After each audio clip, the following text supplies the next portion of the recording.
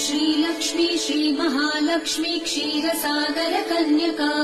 उत्तिष्ठ हरिसम्प्रीते भक्तानां भाग्यदायिनी श्रीलक्ष्मी श्रीमहालक्ष्मी क्षीरसागर कन्यका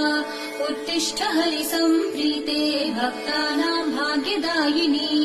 उत्तिष्ठोत्तिष्ठ श्रीलक्ष्मी विष्णुवक्षस्थलालये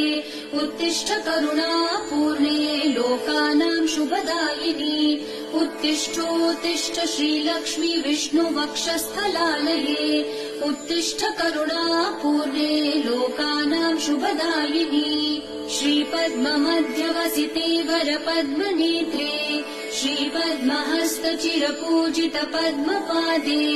श्रीपद्मजात जननी शुभपद्मवक्त्रे श्रीलक्ष्मी भक्तवरदे तव सुप्रभातम्।